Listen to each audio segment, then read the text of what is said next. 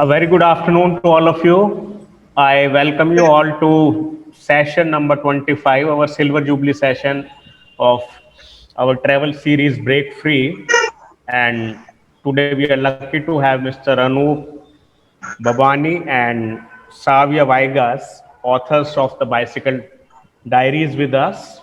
And it's a journey of 12 Indians who went from India to across the world about a century ago.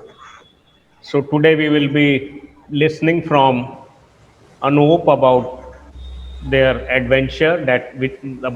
It's basically the start of adventure cycling in India, and at a time when there were no facilities.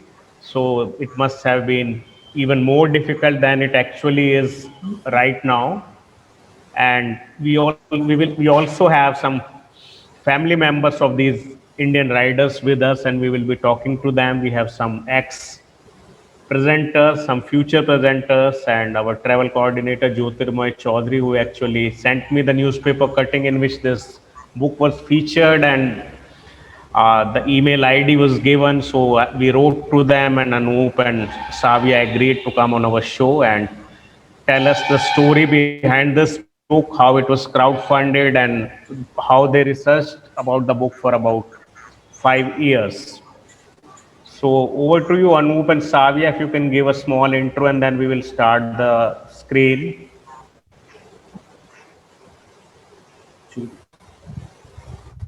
Thanks everyone. Um, we're very excited to have all of you joining us today. Thank you very much for taking the time off to be part of this session. The book has touched many hearts and many hands. So we are very happy it was born the way it was, because it's not only a story about adventurers who ventured to the world to, with cycles that were hardy, that had no gears, that were rough and tough, which sometimes they had to carry on their shoulders as they climbed mountains, which they had to stuff with grass so that, they would be able to cross through deserts without the tires bursting. So they're very unknown stories. And I think by reviving those stories, it was not only an exciting time for both of us, but it was also a very nice feeling, because we were able to talk about some heroes whom the world had forgotten. And this heroism is of the real kind. They are not, cyclists with so many gears to their cycles, which you can lift by the hand. But along with those heavy cycles, they carried, luggage with them, kilos of luggage. The second thing was, many of them were not rich.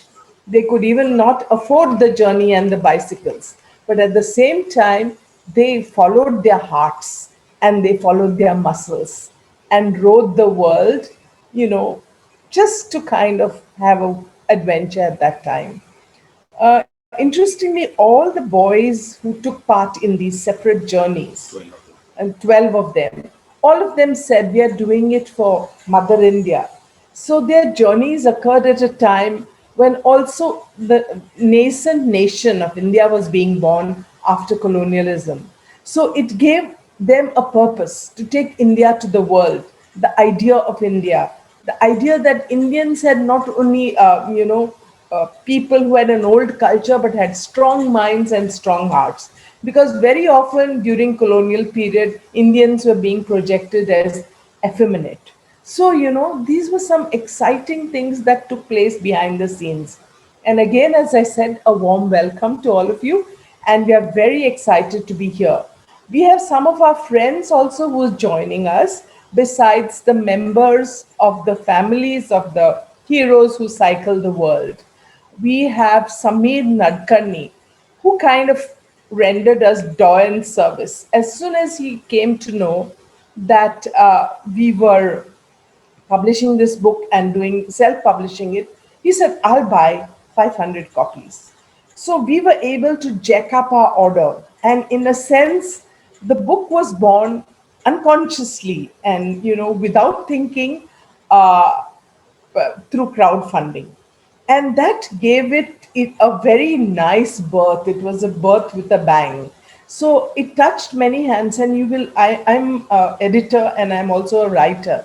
I know how difficult it is to publish a book, but this time this book just took a life of its own, and for that we are very happy to thank Samir and Vinota Nadkarni. They are from Margao. They are a couple from Margao, and they are both architects. They have an architecture firm in Margao, but they run something which is very close to a lot of Shashtikar hearts. It's called Shashti Riders.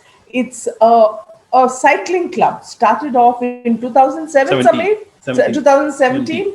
And in just a few years, I tell you, their numbers have been burgeoning. There are kids who are excited, there are women who are excited, and of course, the boys who are excited about this cycling club.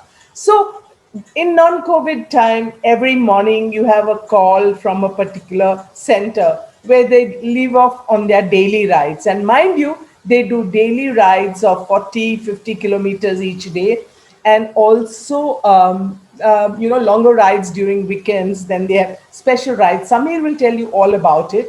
And I think it's also a club that your this thing needs to discuss, because it's such a successful thing of people coming together for sports. Thank you. And if you'd like to add something. Yeah, a couple of things. One is that slight change.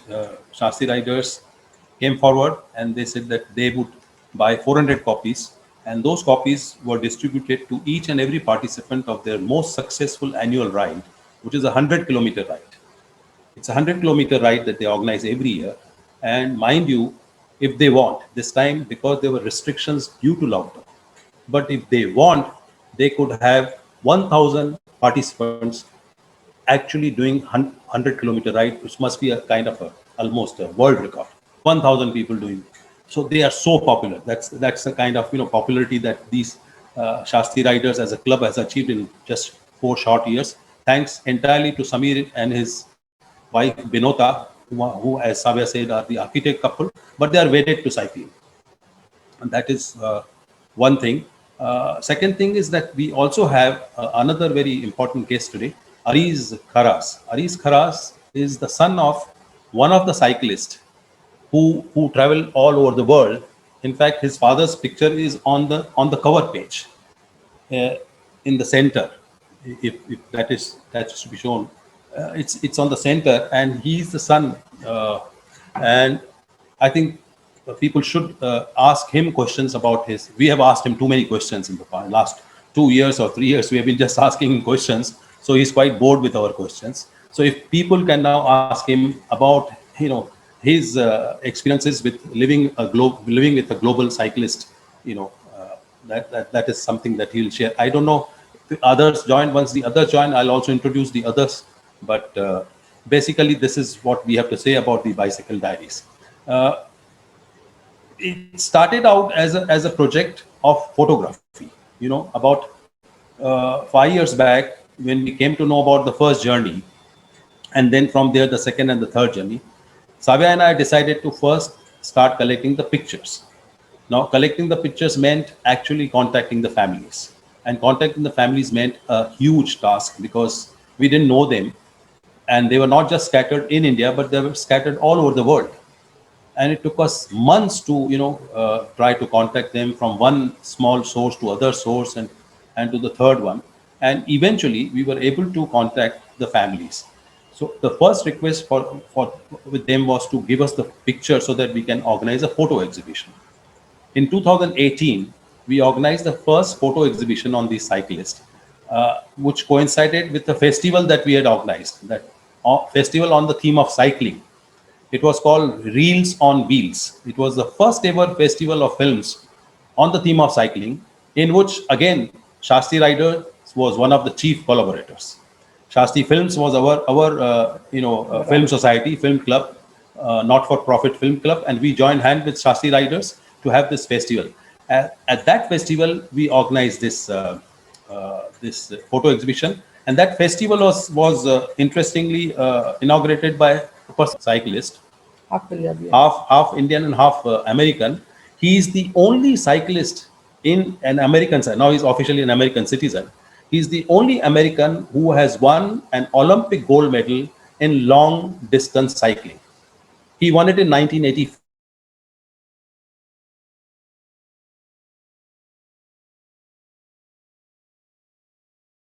He won the gold medal. For whether Adil is come. Adil is another interesting person. Has he joined in? Adil Guadia? Not yet. Okay. But he has registered, right? I'll send him the message. Okay. Adil actually cycled from India to Los Angeles Olympics in 1984, and he was present in this particular Olympics. He's the last one in our book, the last picture when he's holding the Olympic torch. He had actually cycled from India to Los Angeles Olympics, and he had seen this person, Alexei Greval. So coming back to thing, he came and he inaugurated the festival. Then the next festival was in Bombay a few months later. And after the festival, there were a lot of inquiries and there were a lot of kind of talk about why not, put all this in the form of a book instead of just a kind of a photo exhibition. And that is how the book was born.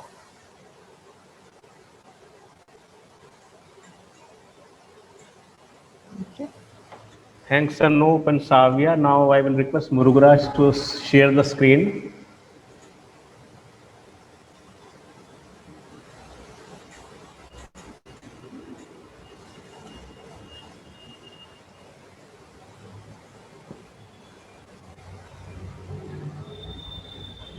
Yes, Anup, can you tell us about the three gentlemen who are on the front cover? Yeah. On the left is Rustam Gandhi on the left, Rustam Gandhi. Then in the middle is Kaiki Kharas. His son Aris Kharas is very much there with us today. And on the right is Ratan Shroff. These were the third journey in our book from 1933 to 1942. This was theirs was the longest journey,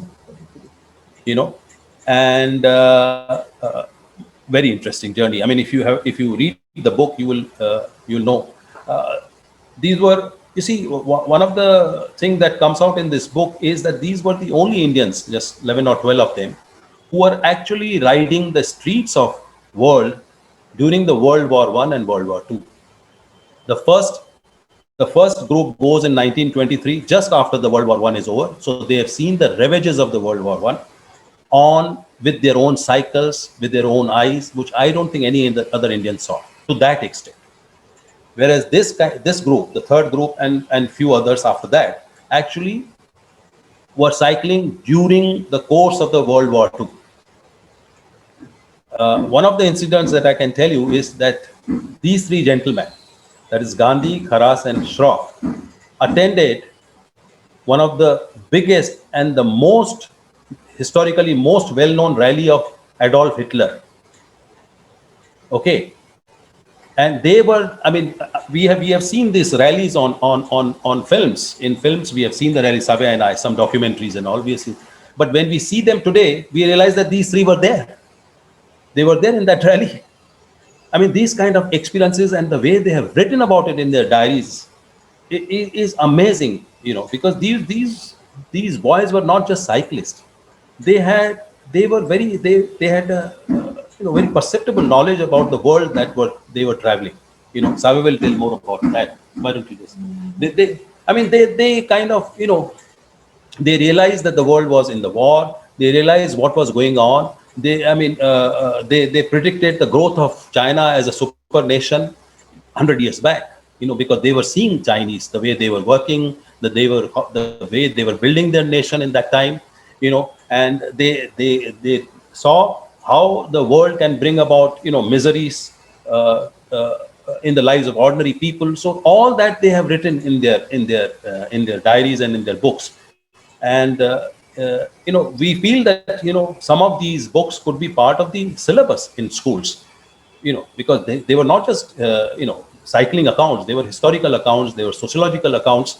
They have written about the tribes of tribes of Africa and tribes of Amazonian jungles, which I mean, these are all the first-hand knowledge that we have, and we can probably drive some some good things from that.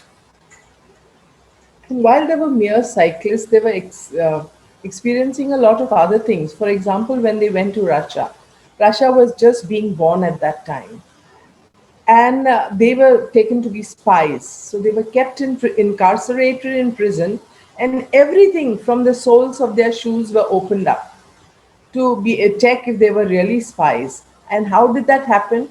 They used to maintain a diary of important signatures. And in that signature book, the Russians found that they had a signature of an ex-Russian princess who died subsequently. But because of that, they were subjected to this kind of incarceration.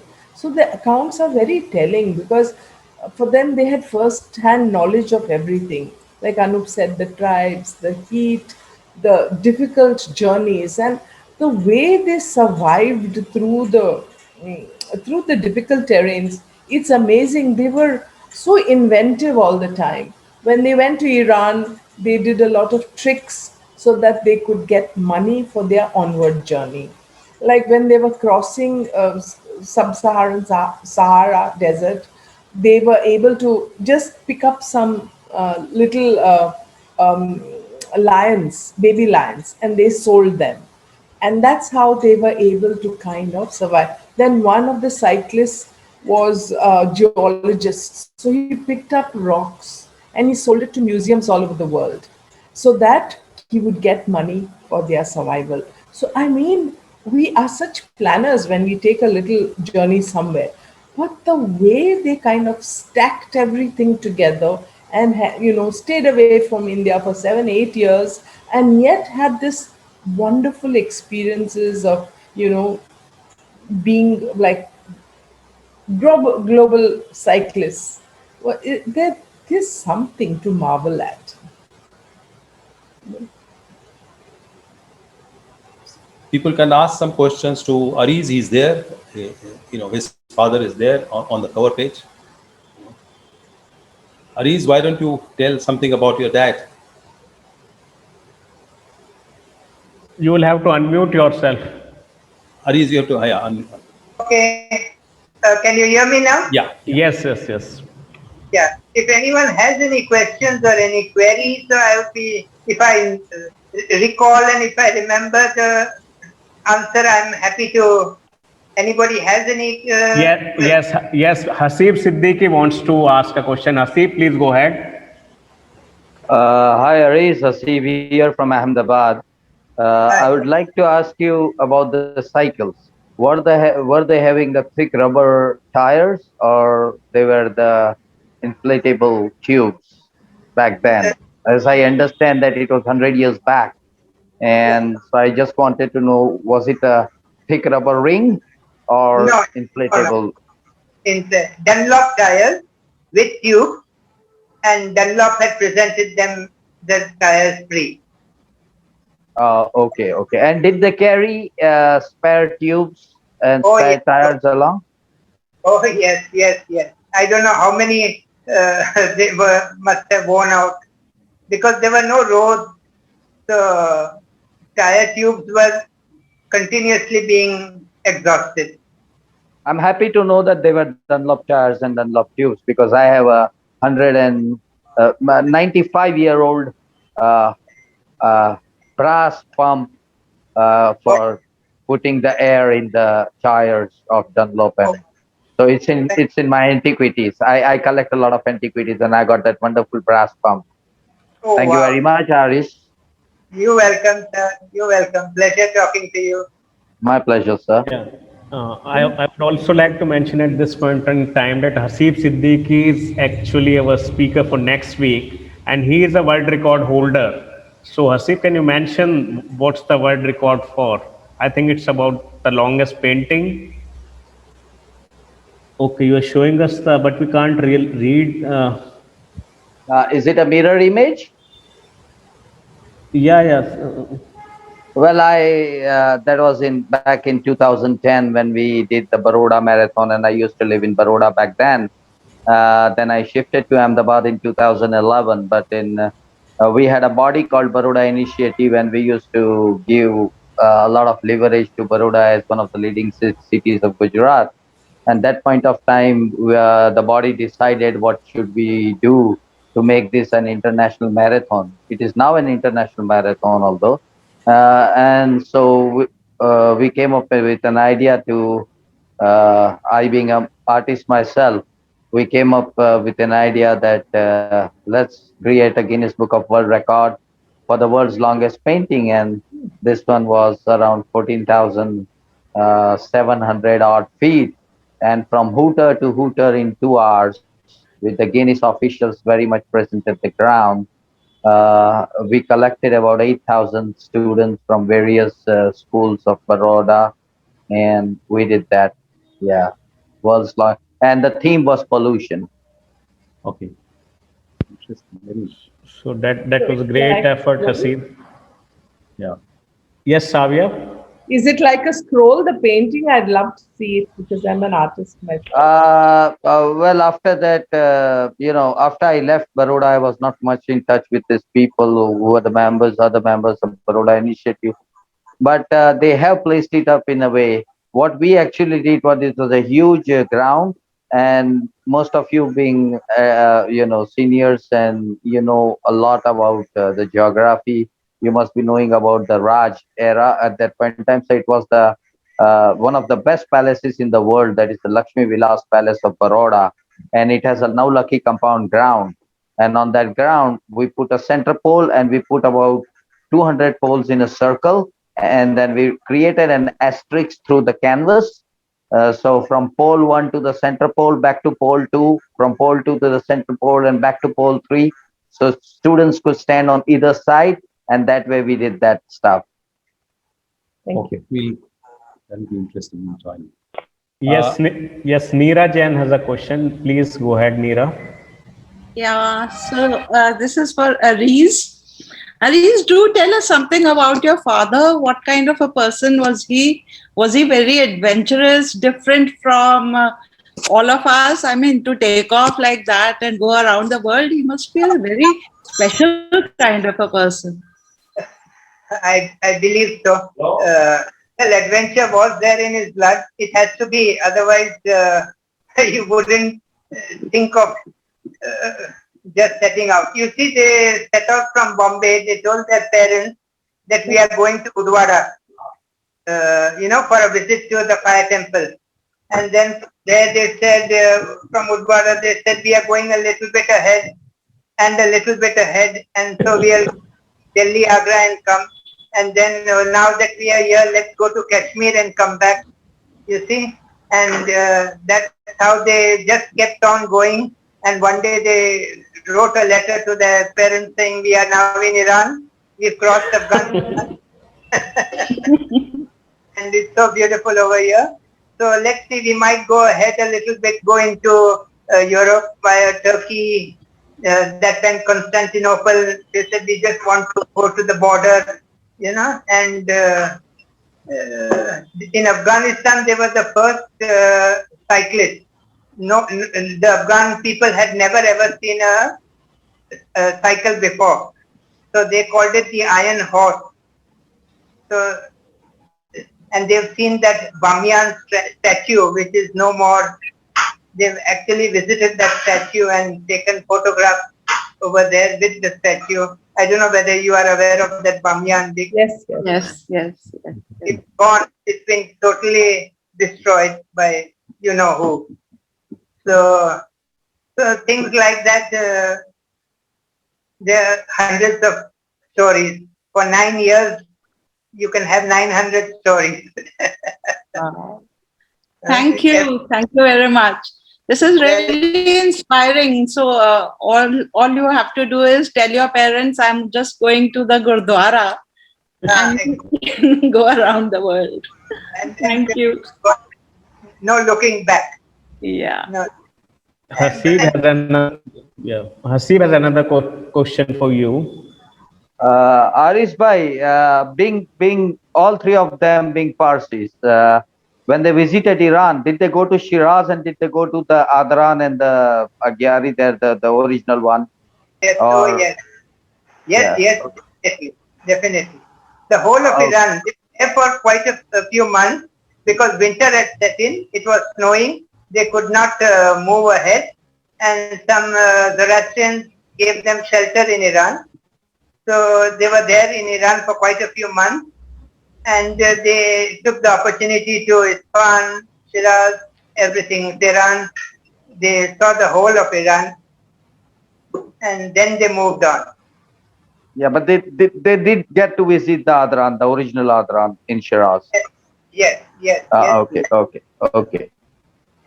I must just add here, Hasib, all the cyclists were Parsis. All 12 Yeah, were Parsis, yeah, and all 12 were from Bombay. That's yeah, a because coincidence. All of them my were.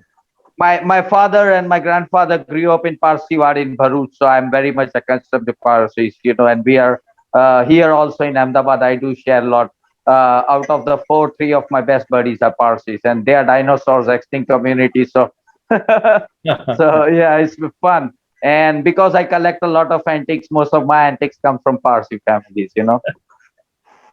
Another interesting fact about Ariz's father is that he was also a great motorcyclist. He first started his travels, all three of them, on a motorcycle. They went right up to Kashmir in those days in their motorcycles, and then they realized that they could not probably do the world tour on motorcycles. So the next best option was cycles. When he came back, Ariz's father, Kaiki, when he came back, at that time there was this Swedish motorcycle brand called Husqvarna. Am I correct? Am I saying it correctly, Ariz? Husqvarna, Hustar. They are coming back to India now. Huskana, Husqvarna. They made him their cycle ambassador in those days, motorcycle ambassador in early 40s, because he was one of the ace motorcyclists, Ariz's father. So that is the fact that, of course, I mean, you all will have to buy a book to know all that. So, anyway, any further questions? Hi. Hi. How are you guys? Very well. Good. That is Arnavas. Join us for a cup of And we must say that much of this collection that Ariz has, and it is priceless. Arnavaz is one of the main person who has preserved. She is the keeper of the archive. She is the keeper of the archive.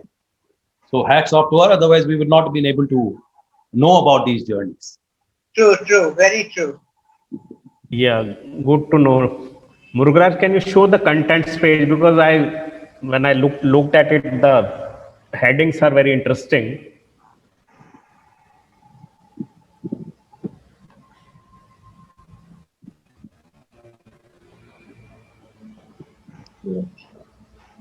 A bit more closer, please, if I may.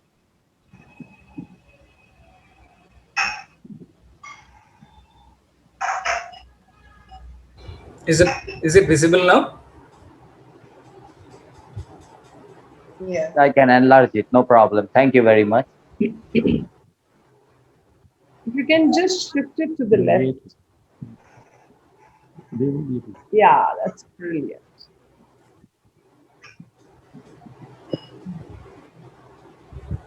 Is it better now? Yeah. Yeah. The best part is that I'm watching it on my phone, so I can enlarge it. Yeah. So Anup, like all these 12 riders were Parsis and all of them were from Bombay. So like, was it a coincidence or were they related in some way with each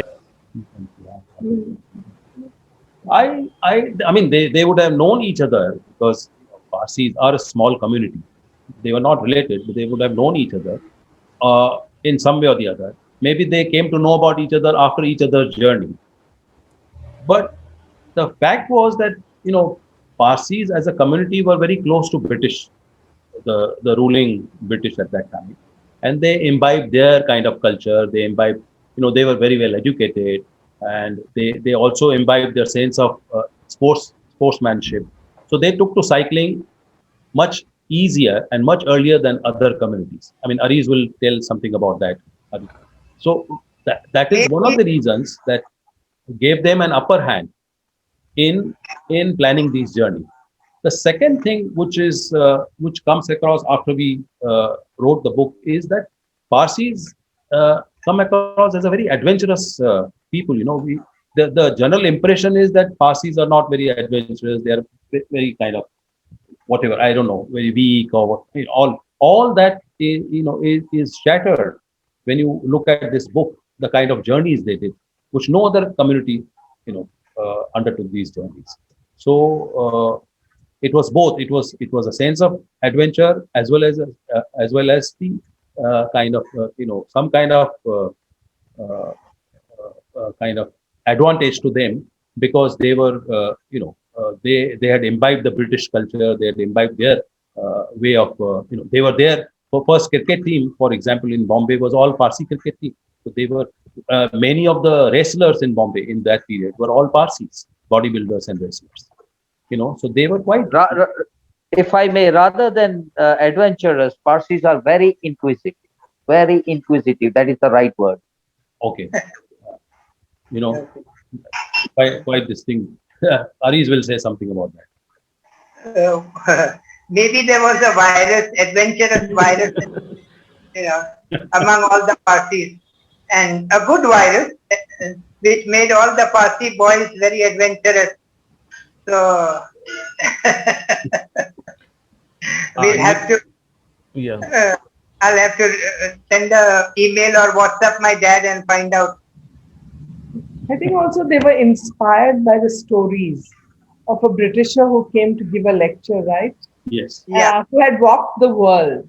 And all of them said, if he can walk the world, why can't he cycle?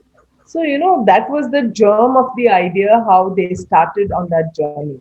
And it's quite fascinating because at that time, if you note, there were lots of Britishers, Americans who were coming and giving lectures about cycling throughout the world, their adventures. And I guess as a community that was so anglicized, they were closer to the British than anybody else. It was easier for them to pick up the rhythms rather than, say Maharashtrians or other groups which did not have that openness towards travel, world travel, because it meant crossing seas, it meant a lot of other things. But for the Parsis, it was. Neera, do you have another query? I see a raised hand. So That's my mistake, I think. I don't know how to remove it. okay, no problem.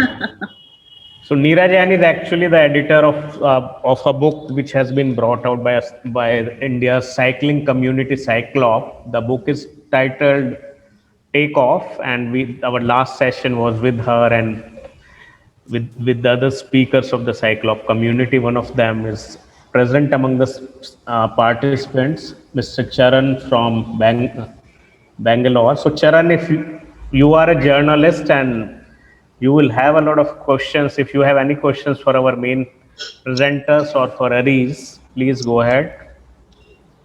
Good evening, everyone. I'm really in awe of this session. Actually, I was looking forward to this particular session since last week, and I will completely go through this session, and then I think I'll go back to Anis sir later.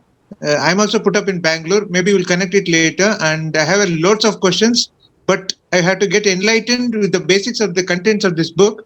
So please carry on. At the end of this, maybe I will ask one-to-one later. Okay, sure, no problem. So Murugaraj, you can continue with the screen sharing. Vivek, is Adil joined? Because we would like to... Not yet. I think you will have to share the Zoom link with him. I have already sent him. Okay, these are the journeys in the meanwhile. No, I want to do that. I do like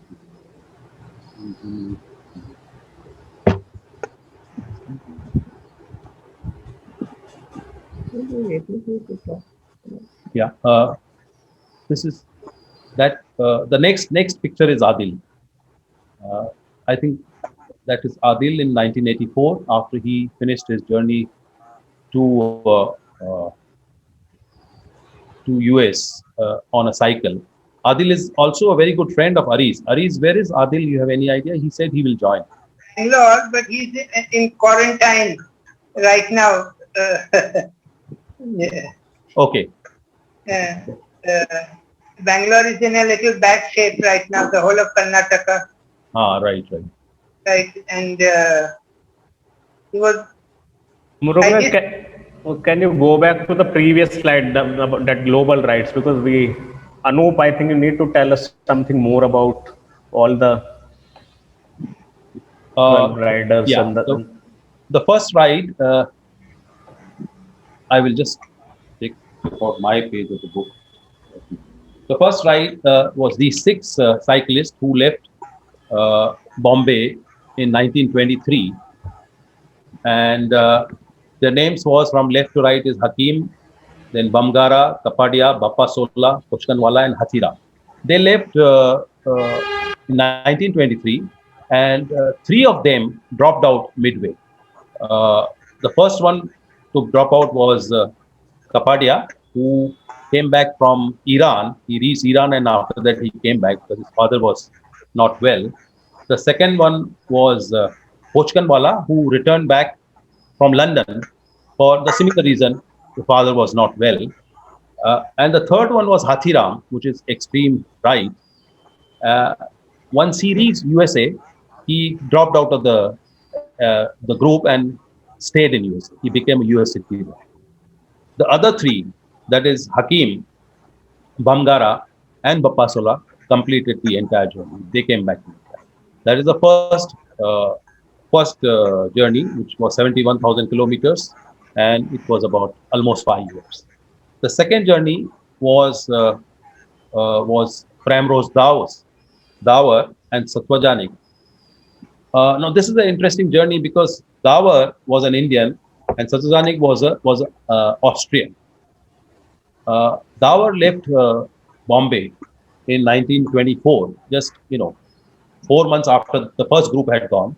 They had gone in October 1923. Dawar left in January 1924, just 4 months later. But he left alone. He left alone, and he was a journalist. He left alone, and he cycled alone for almost a year. It's. I mean, of course, cycling all over the world in group is difficult. It's tough. But can you imagine someone cycling alone for 1 year, almost 10,000 kilometers till he reached Austria, till he reached Vienna? He was on his own. In Vienna, he meets this 17-year-old Satwajanik, and they just meet on the street, and they happen to strike a friendship because he's on cycle. Satwajanik was a racer cyclist in those days, and he starts talking to him in German, and Dawar talks to him in English. Somehow they strike the relationship, and the Austrian boy decides to leave with him for the world too, and then they just go. And for next, whatever, 7 years they are traveling together. They did the longest journey, 110,000 kilometers. Two of them.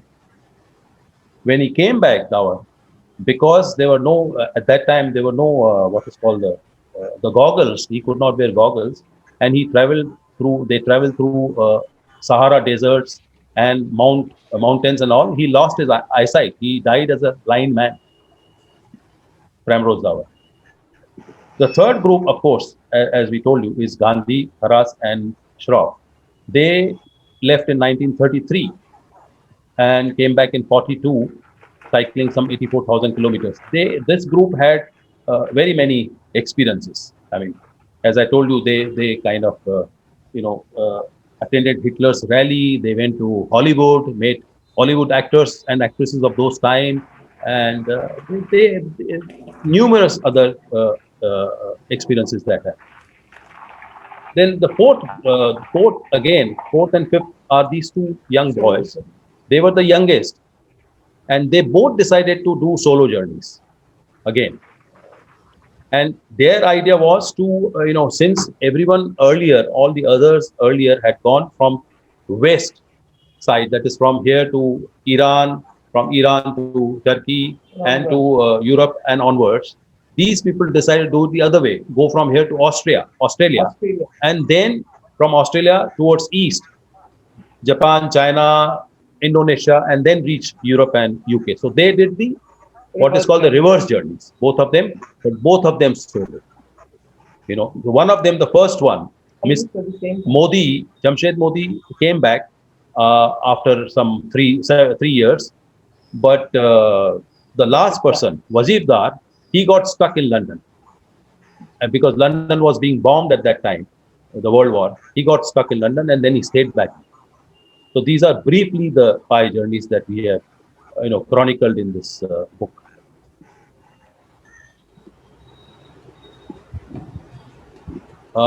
At this point of time, we would also like to, till Adil joins us, like to talk about how the book was born, in the sense of what Savya said briefly, is we would like to take out whether Samir and Bini are there. Are Samir Nadkarni and Bini there?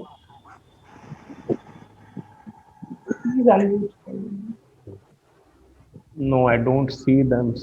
No?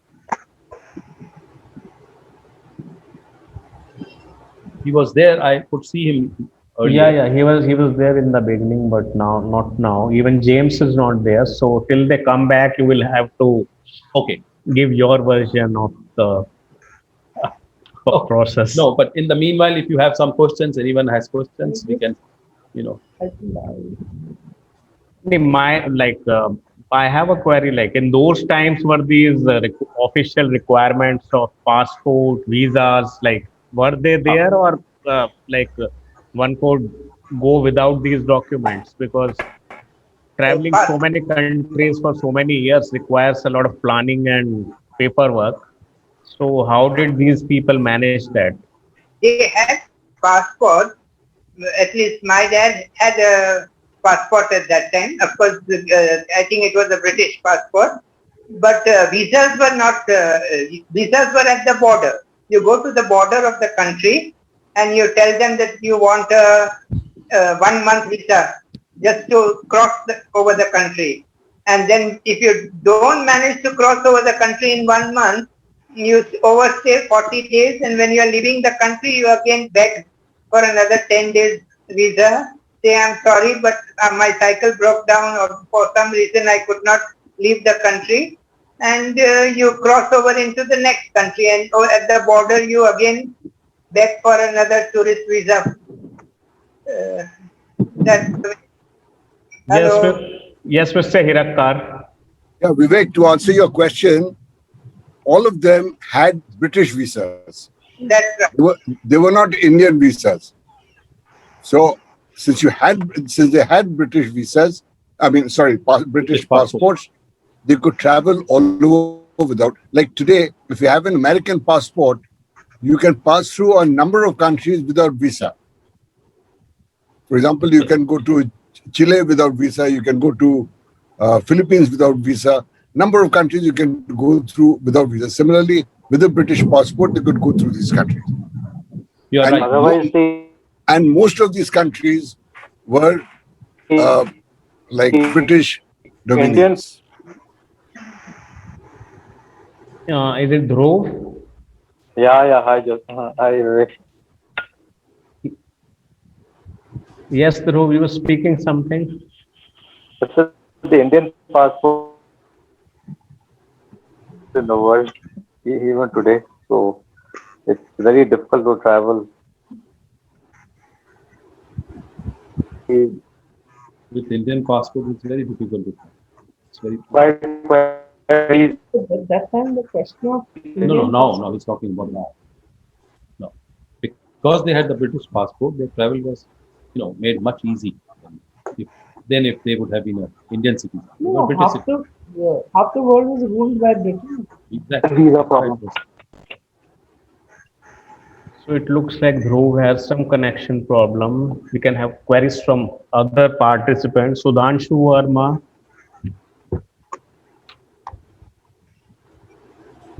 Hi everyone.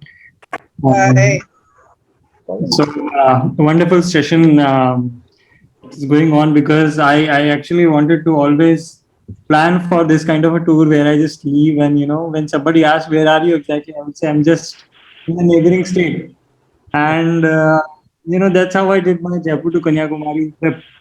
I kept telling I just kept on going on. People were asking, I'm just thinking I'm crossing another border. So one question I had with them, about the journey was that what kind of a gear they were carrying for sleeping on the trip. Were they having the camping gears, or like they just had the bare essentials and they would just they had family to visit, or they had spots to visit in these countries? who? Well, they did carry tents. That much I am sure of. They had a tent because they would sleep out in the open in the night. And I don't think they had sleeping bags at that time. It must have been just a bedroll which they would unpack in the night and pack it up in the morning. So, Afghanistan incident. That's quite a raw experience oh they yes. had. Yeah. Oh, I have a question for any of the family of the cyclists. How did they keep in touch with their families back home over the years? good question. No WhatsApp and no email at that time. Yeah, they would send a postcard. Yes, exactly. They would send a postcard which would reach home 3 months later. Talk about Navadalik and all, how they kept in touch. A postcard. I have some of those postcards which my father sent to his mother.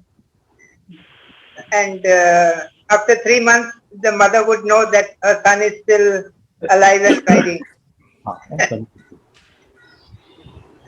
Can I ask one more question? Yes, Sudhanshu, please go ahead. So, on journeys like these, characters of individual riders really matters, and especially the companionship when you do such long tours. So maybe if you can, share something about their each individual characters.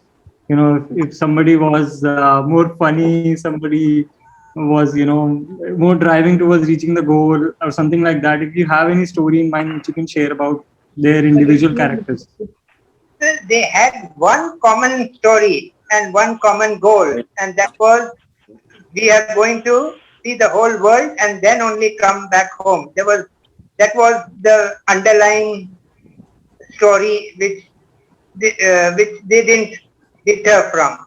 So whatever the hardship, whatever happens good, at some countries and some places they were welcomed and they had a very comfortable stay, and in some places they were not so hospitable, like in Africa or somewhere. They had to face difficulties, but one common goal was there among all three of them, that we are not turning back and we are not abandoning the journey. We will complete, see the world, and then go home. That was, yes, please. Vivek, Samir Natkani is back because his network keeps on dropping because of this. I would like to like him to say a little bit about Shasti Riders and how and why they kind of helped us with this book by crowdfunding it.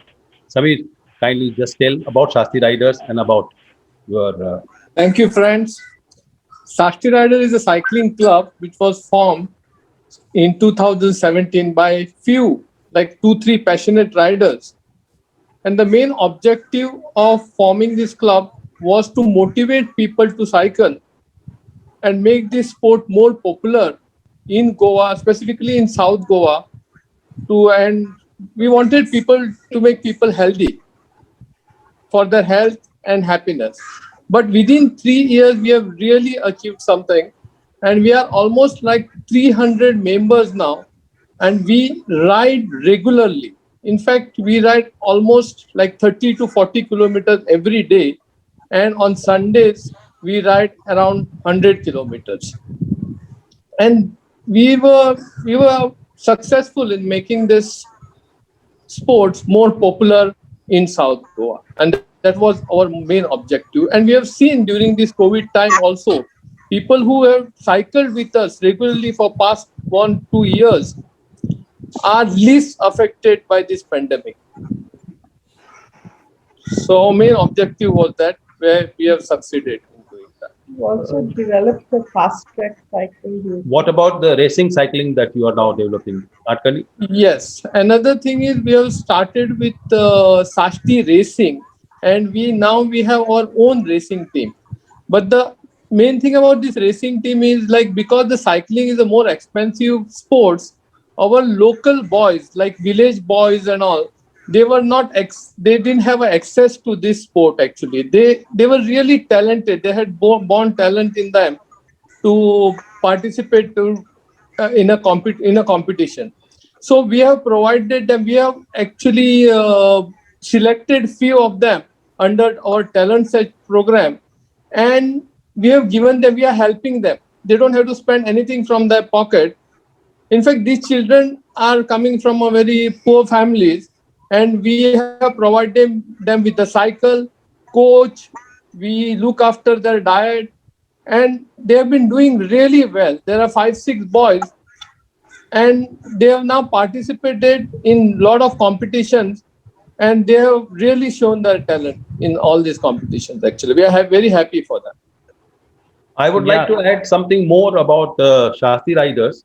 You know, in past 1 year or so, they have gone beyond cycling, in a sense. You know, first of all, they collaborated with us. With us means we talk about Shasti Films, and Shasti riders came together, and we organized India's first ever festival of films that I was talking about, Reels on Wheels.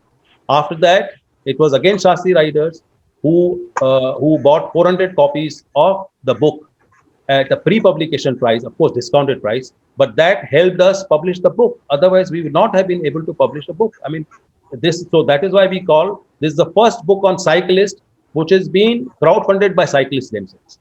And that was all because of this couple, Vinota and Samir Nadkarni. It was their personal initiative and their personal, what is called encouragement, which made it possible. Any one of you can have questions? Yes, Samir, can you explain some of the process of this crowdfunding the book and why you decided to go ahead with that? See, our main objective is to make this cycling as a sport popular in Goa, and particularly in South Goa, because we are based in South Goa. And we have right from when Anup joined Sashti Rider, Anup and Savia, they are our own members, and they've been cycling with us. And we have seen the hard work they have put in this book.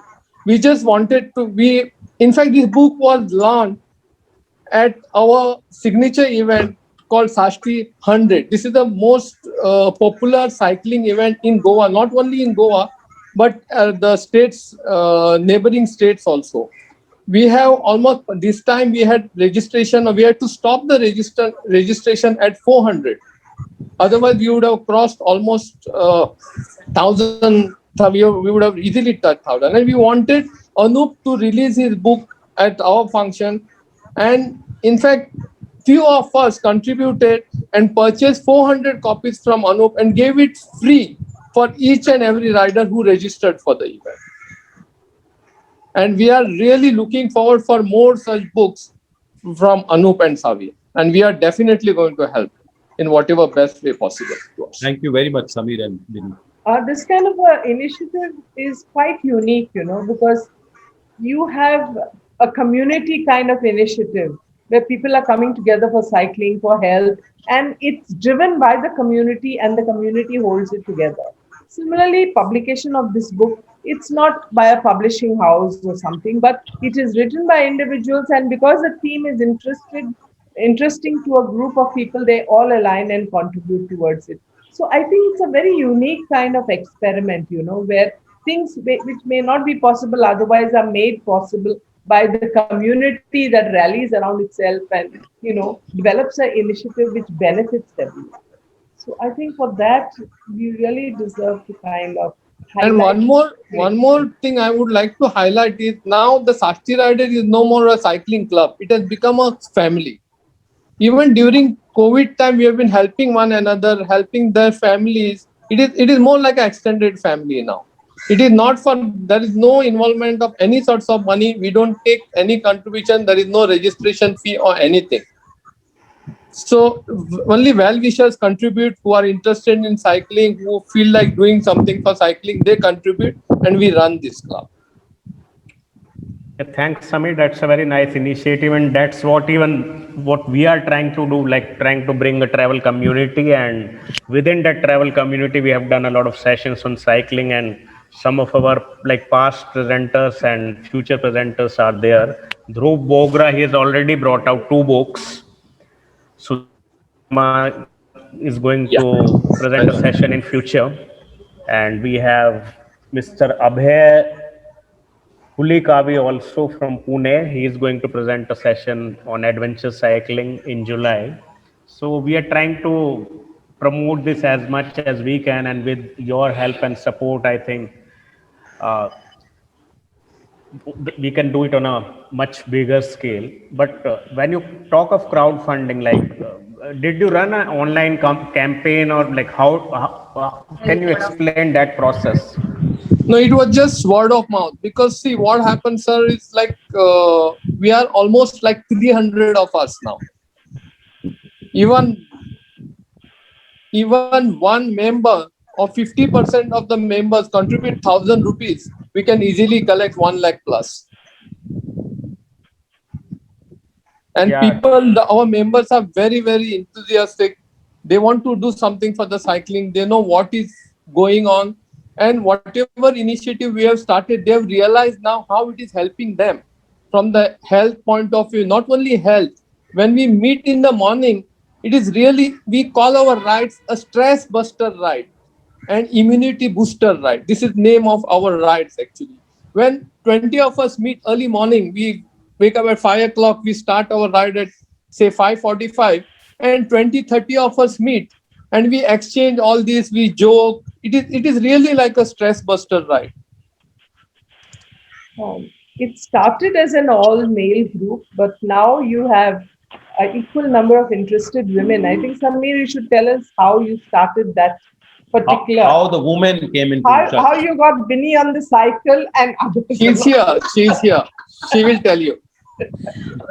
Well, to start with, I used to, kind of follow them. So that means Samir would go off on Sundays and I was just left at home. So I would follow with a picnic basket and tea and coffee for all these cyclists. In a car.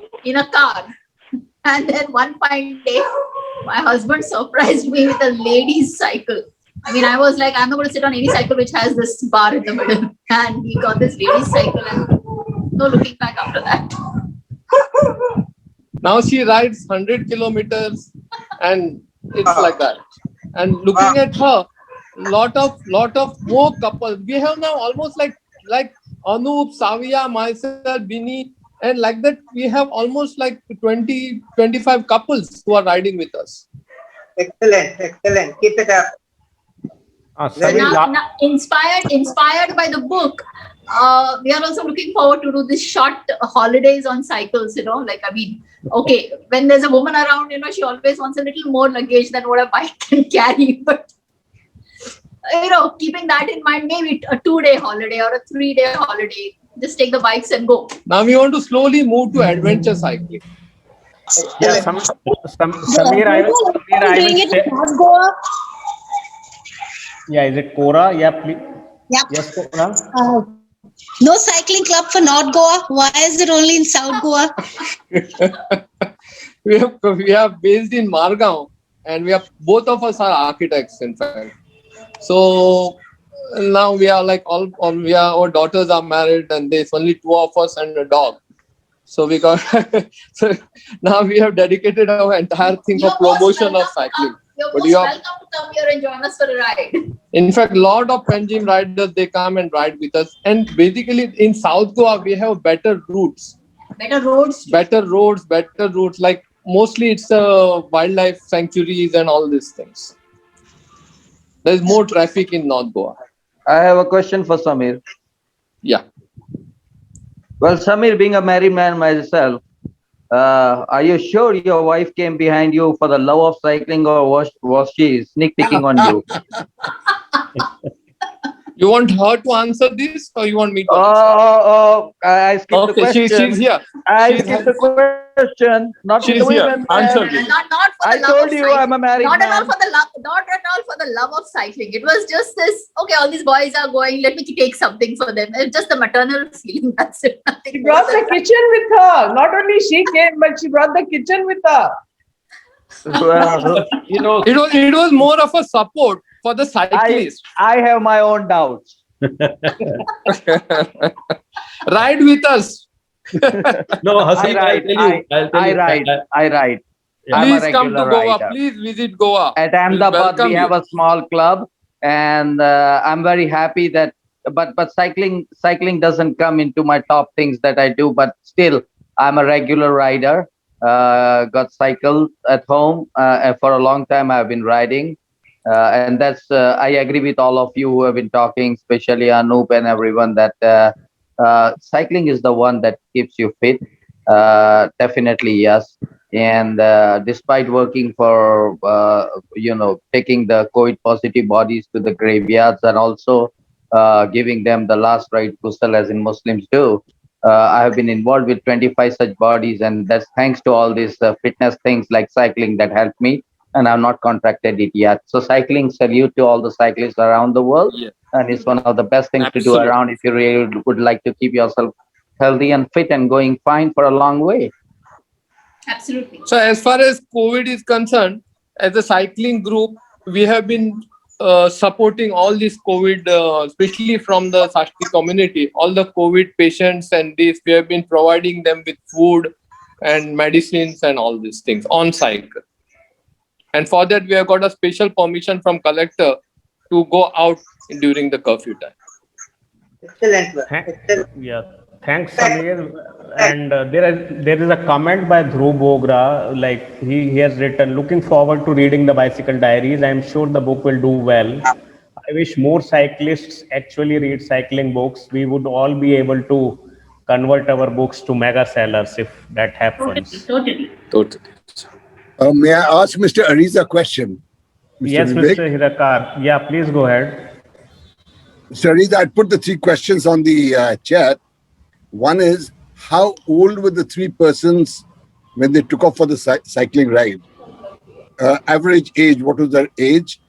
And second is, what was their education? Had they completed school or had they completed college? And the third is, were they all from well-off families? Okay. So the first question, what was their age? They were all between 25 and 30. Okay. Second question is, they had all just finished their graduation or in between graduation, and they were just started working. And the third was, they were all from middle income families. My dad left with 100 rupees in his pocket. Imagine leaving for a world tour with 100 rupees in your pocket. And no dollars. Thank you. Dollars was after the question. Yes. They might not have seen what a dollar looked like. The other interesting thing is when they come back as heroes, there is no kind of opening to offer them good jobs. I think there's a particular kind of sadness or a paradox there, that while today we, celebrate them as heroes, they all had a difficult time getting good jobs after they come back after 7 years. That is the reason why I asked as to how well off are the families, because most of the people don't want to go off on these trips, especially from India, because they've got to come back and pick up a job. If they don't have sufficient experience, at that point of time with their age, then they don't get a good job. That is one of the reasons that from India, unless you're from a good a well-off family, most people don't want to venture out into these, expeditions and things like that, unless they have a real strong passion for it. They were called mad Parsis. It was And all it- passion, I think. They were called mad Parsis. When we had an exhibition all in Bombay, and where people were coming, and then somebody says, you know what? These mad Babas, only they can do it. They were the mad Parsis. Today, You can't be a normal human being to do it, as you're correctly saying. They had no today money. today, a person of the age of 25 to 30, Really, and when the war was going on. 25 to 30, he would really not want to venture for Exactly. 5-7 years out. 9 And years. Indian, I've seen a lot of foreigners doing it. No, but they were like Lot- that kind of. They were A lot of foreigners do it. I've seen them all over the world with, just high school pass they take off. Yeah. But they know when they go back, they'll be able to pick up a job somewhere on something. Whereas here, the problem is there. But the present generation in their 20s, I think they are adventurous enough to kind of take drops, not have this linear life, where you pass out from school, you pass out from college, take a job, and then you end your life with a kind of retirement benefits. They switch jobs, they do a lot of kind of bargaining. I have my doubt. They switch jobs, but they do not go into these adventure activities. I'll give you an Youngsters, example from my own experience. So, I left my job at the age of 48 to go from Alaska to Peru. And I spent about 18 months on the road on the bicycle. So that was after 25 years in the retail industry.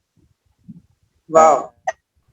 And when I came back, nobody offered me a job for over a year. Okay, highly qualified, MBA, okay, highly held a lot of leadership positions over 10, 15 years. It's extremely difficult. India, unfortunately, believes that people who venture out to explore adventurers are time wasters. They're not serious about career or job. They're just vagabonds out to have a good time.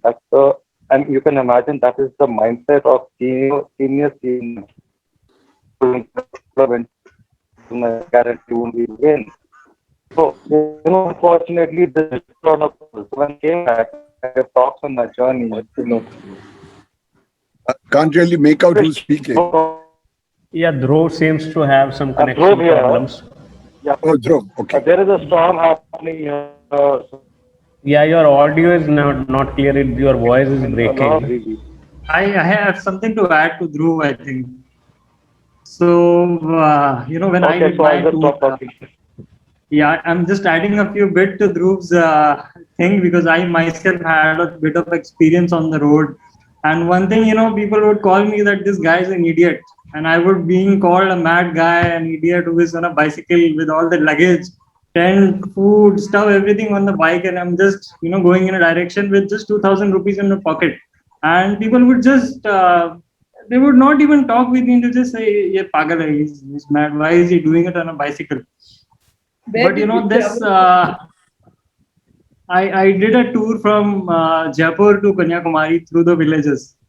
And, on the tour, I carried very less money because I had just completed watching Into the Wild movie, I think for 15th or 20th time.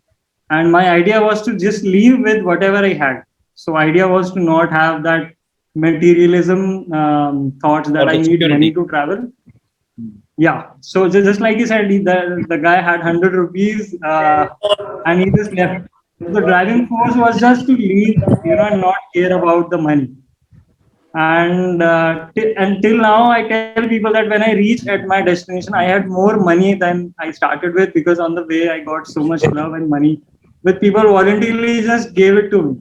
So I think that money initially is a mind barrier when you start something like this, but eventually the driving force is the road calling and the tour and people and the voices. Absolutely. Yeah, I agree, Sudhanshu. And Charan has a question. Yes, Charan, please go ahead.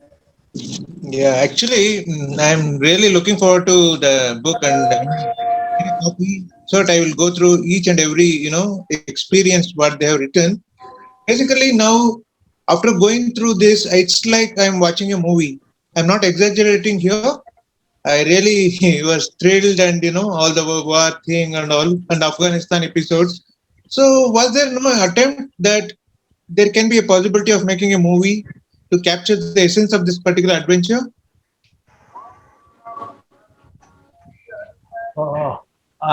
Charan, very briefly, we have been kind of getting some feelers from Netflix. Some person who says that there is a possibility of a documentary. There is also a possibility of a documentary from Amazon Prime Video. Now, I don't know how it ends up, but definitely a movie on these people will reach much more. Will have a much more wider reach than the book. You are very right. I mean, but Wonderful. We're looking forward.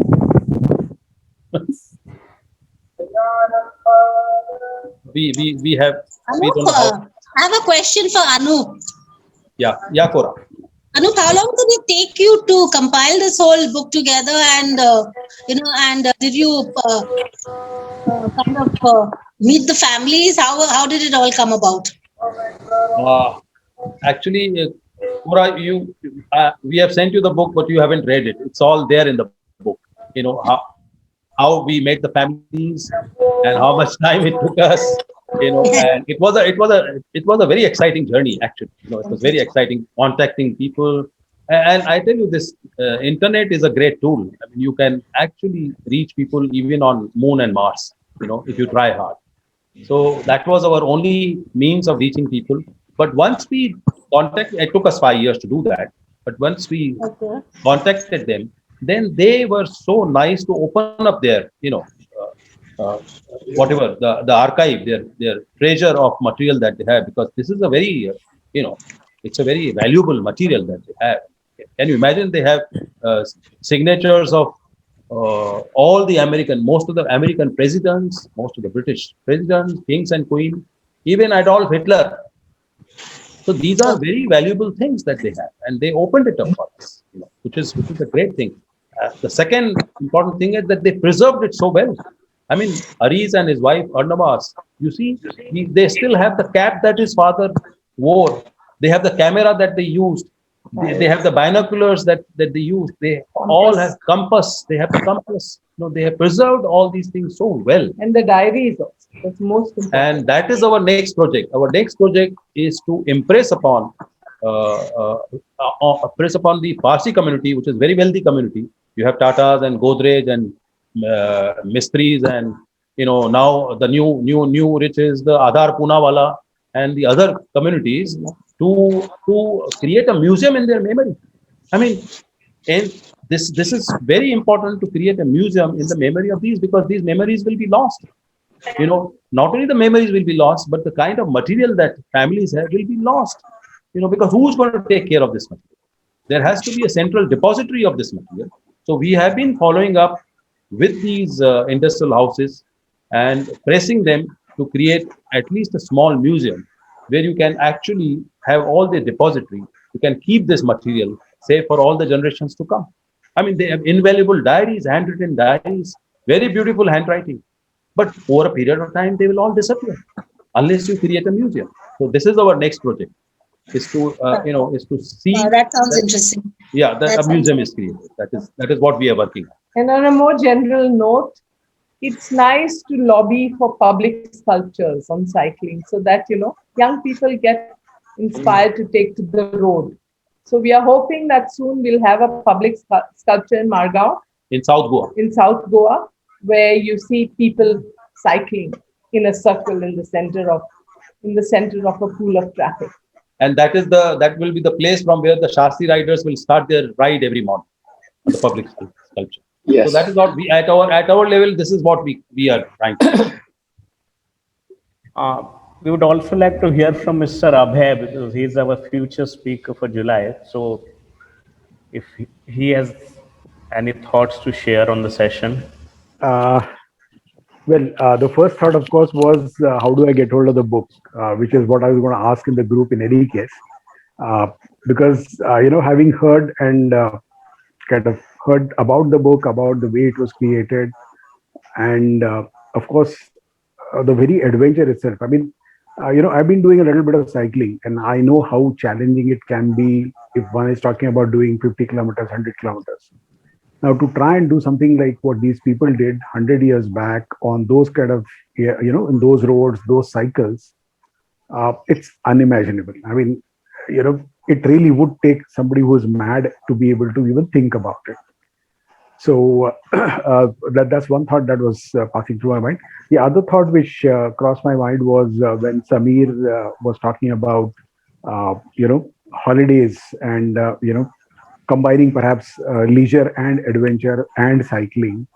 And, obviously I'll talk more about it during my session, which is all about, which actually includes all the three. So, which is about the cycling trip I took from Manali to Leh and then to Khardungla.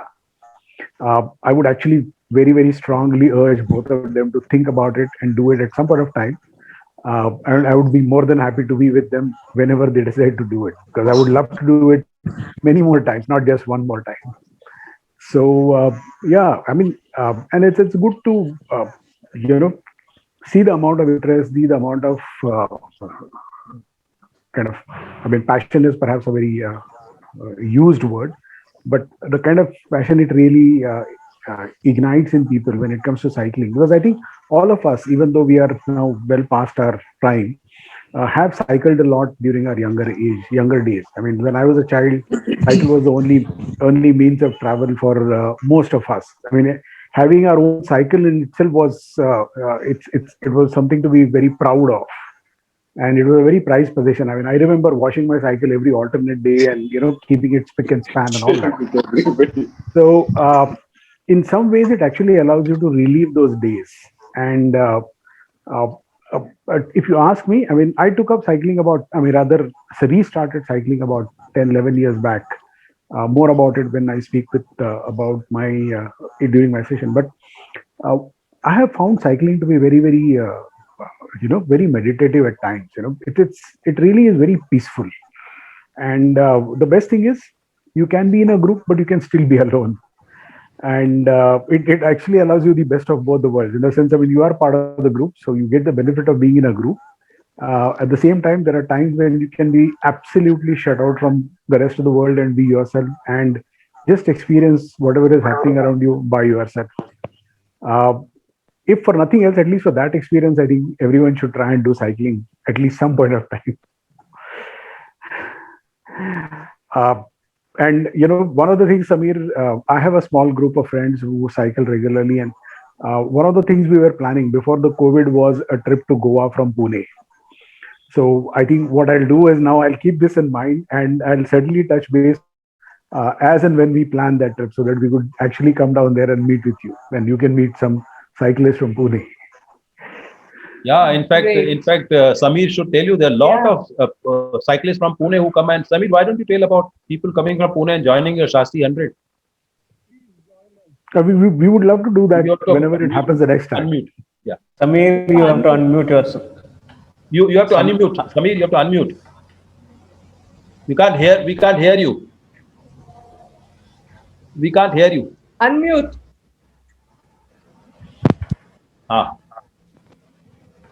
Yeah. So you are always welcome, sir.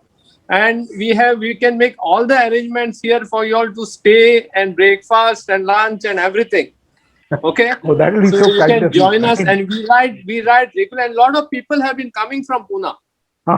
They stay here. We have our own apartment, especially reserved for cyclists. So you all can come, stay here with us, and this. But we have one task in hand at present, is to impress upon government to help us to promote this sport. True. They can do it, and we have been asking them for the last 3 years for dedicated cycling lane in Goa, which we have not. Lot of people are lot of parents are not ready to send their children with us only because they think that it is not safe. If we have a dedicated cycling lanes in Goa, and if our government can give us that, then we can take this cycling as a sport to a different level, which will help us in all these pandemics to keep to build up immunity among the youngsters and keep them healthy. We will not need this hospitalization. We can use the same money for cycling and avoid all these hospitalization bills. Absolutely. Anup, there is a comment for you from Dhruv. He said you should organize a photo exhibition of the history of cycle travel from then to now. Everyone is into road racing as a competitive sport, but adventure cycling is very nascent and an unexplored area in India. So you have already done an exhibition, so he's just suggesting an extension of that. Very good idea. We'll definitely follow. We'll definitely follow it up. If you can just pass on our email to him. Our email is shastibooks@gmail.com. That is if you show the back cover, the email is there. If anyone's interested in contacting us, they can contact us. And we'll also put them in touch with Shasti riders also, if they are wanting to participate in their annual rallies and all. We can always put them in touch. That shastibooks@gmail.com. Anyone can contact us for books, for any other. But it's a very good idea. We'll definitely think about it. Thanks, Anup. Hasib, you had a question? Can James join in now? Yes, I did. It's not exactly a question, but a couple of questions back, there was something that someone said that there were no dollars in their pocket. At the turn of the century, from the 19th century to the 20th century, believe me, 60 to 70 paisa was $1. So Aris Bhai, if your father went there, he was already a wealthy man with 100 rupees in your pocket. Thank you. He didn't know that, but no, but they did. One of the groups did very interesting things, like when they reached Iran, they did public performances, like they would pull the car with their teeth or have someone ride a car over their bodies. And finally, they got noticed by the Shah of Iran, who actually offered them jobs in the military because they had such physical fitness, Which group was that? They were all part of the Bombay weightlifting group. They were all weightlifters. They were toughies, so they could perform these circus-like acts. And that is what they used to do and, make money, apart from doing many other things. But this was one of the things that they used to do. And they were offered these jobs by Shah at that time. But they, as Ari said, their passion was to see the world. They didn't want to kind of stop. Anup, I think after listening to your comments, all of us we can't really stop ourselves from ordering the book and read the interesting stories. We also have Mr. Selvarajan, one of our ex-presenters with us. Mr. Selvarajan, any comments from you? Thank you. Thank you, Vivek. I have no comments except that I always do the cycling along with my birding. Because as you know that I'm a birder. Bird photography is my hobby, as you know. And I only try to combine the birding as part of my cycling also, or cycling as a part of my birding rather.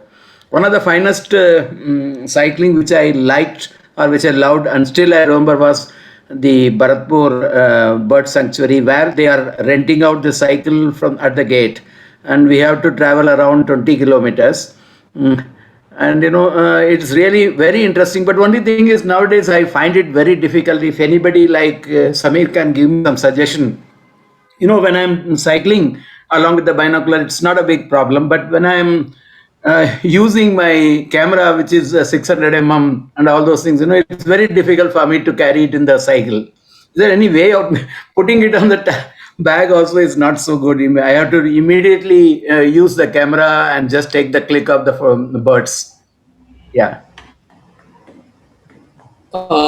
We have this birdie cycling ride also, and we have got a lot of people who are interested in birding actually, and they are really good. They know most of it. I am not, but we always carry our support vehicle with us. Okay. The support I understand. vehicle, breakfast, all the cameras, these except binoculars they carry with them, but all the cameras with the stand and all is carried by a vehicle like Gypsy. Yeah. So Yeah, that's how nowadays- we do it. We have done a lot of this birdie ride actually. And so you Okay. should come to Goa to join us for one of these rides. Sure, sure. Long back we have.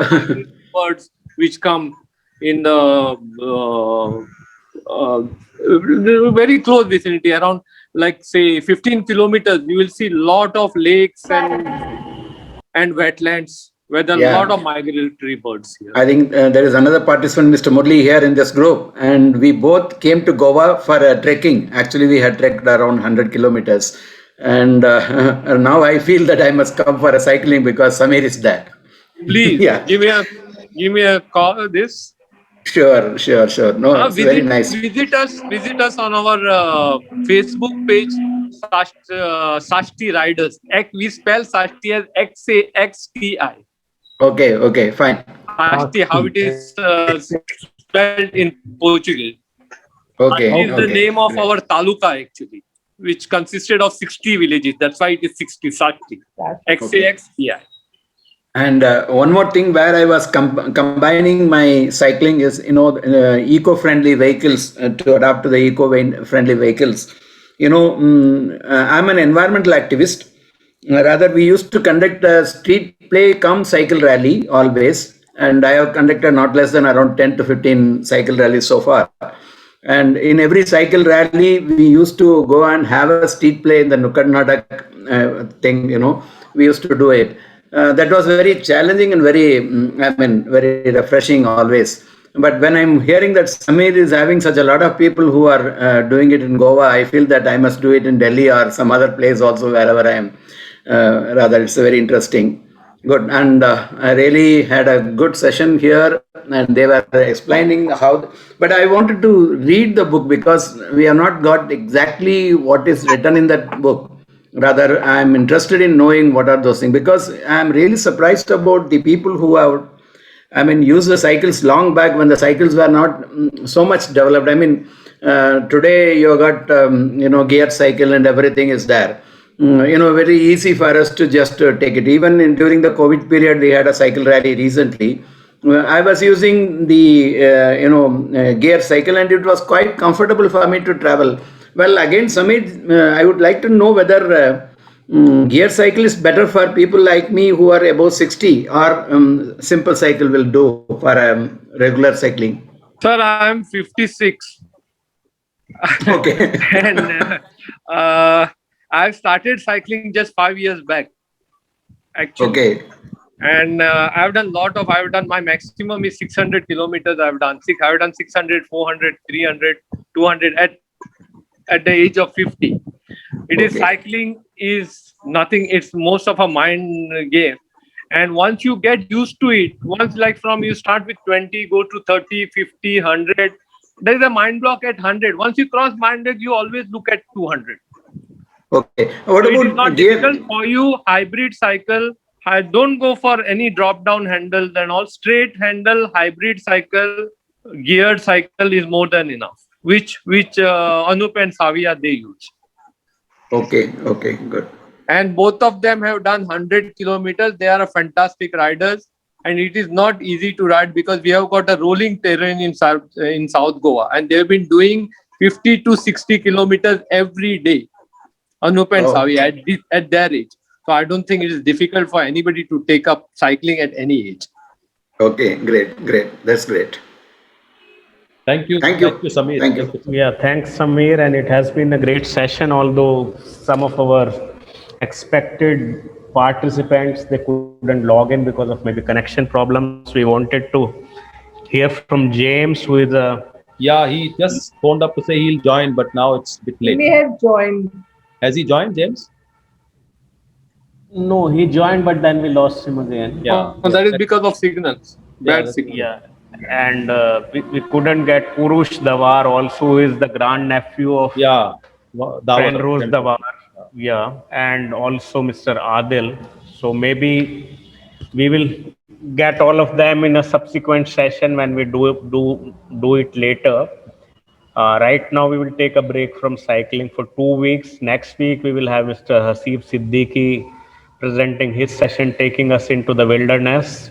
So, Hasib, before we end this session, just a couple of minutes telling us what you are going to cover. Thank you so much. I'm Hasib Sheikh, and Hasib Siddiq is what I write because my father's name is Siddiq, and following the tradition of Central Asian Mongols, I would like to write my father's name after mine. Basically, a naturalist. I'm a naturalist. I'm a someone who grew up with the wild. My field is felines in particular, that is the big cats. But then I'm a birder. So, Mr. Silvarajan, you're most welcome in the next session to know. And it would be great to have your company around with me. I'm a wildlife artist. I've dedicated all my art now to sketching nature and wildlife. I'm official snake and crocodile rescuer for the Gujarat Forest Department in the cities of Ahmedabad and Baroda. And there are a lot of things that other things that I do, but at the end of the day, I do everything except making money. And so I would be presenting some of my journey through the wilderness, how I came and became a naturalist, and now I'm a professional naturalist. And I go about showing people, I go about conservation, and me and my wife together, who also is a nature enthusiast, we have planted about 5 lakh trees around till now.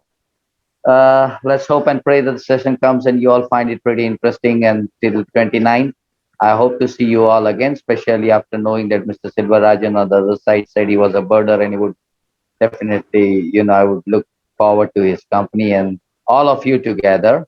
And Mr. Vivek Kumar, I would just, request you to share the phone number of Mr. Anup and his email address so that I could just talk to him about the film thing that he was talking to. Yeah, hope to see you guys on the 29th. Sure, Hasib. Actually, like he's in the ICF travel presenters group, so but I will send it to the email ID and phone number also, and also share the details of the book because a lot of us are going to order it. And thanks, Mr. Aries. Thanks, Anup. Thanks, Xavier. Thanks, Samir. It was a joy to talk to you. Thanks to all the participants, to all the ex-presenters and the future presenters, and let's keep on building the community. Let's keep the adventure going. See you next Saturday at 4 p.m. Thank you very much, Vivek. Thank you so much. Have a nice day. Have a nice day. And Anup, all the best for the exhibition and the film feelers that you have been getting from the OTT platforms. Yeah. So before I end, I just wanted to mention that MX Player, they did a 5-episode series on motorcycling.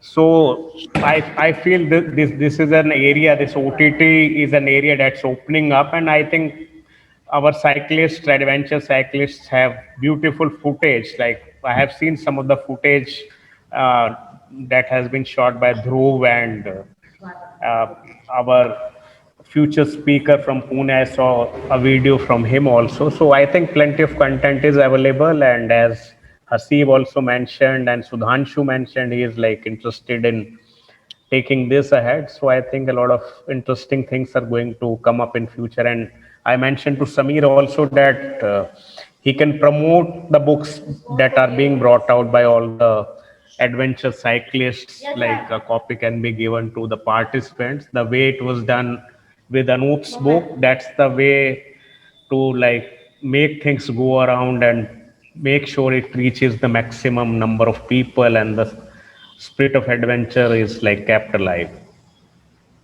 Thank you. Thanks. Yeah, thanks all of you. See you next week. Thank you for it. Thanks, Anup. Thanks, Xavier. Bye, Ravi. Thank Bye. you. See you. Thanks. Bye. Bye, Samir. Everyone. Thank you. Look forward to meeting you, Samir. Yeah, Aziz Thank has you. to come next time to Goa. Yes. Yes, yes. Please, I'm coming. Yeah, he's a triathlon. Aziz is triathlon. Yeah, every year. You're welcome. Thank you. Thank you. Thank I'm getting my bike ready and coming to Goa. Yeah. Done, sir. Always welcome. Yes.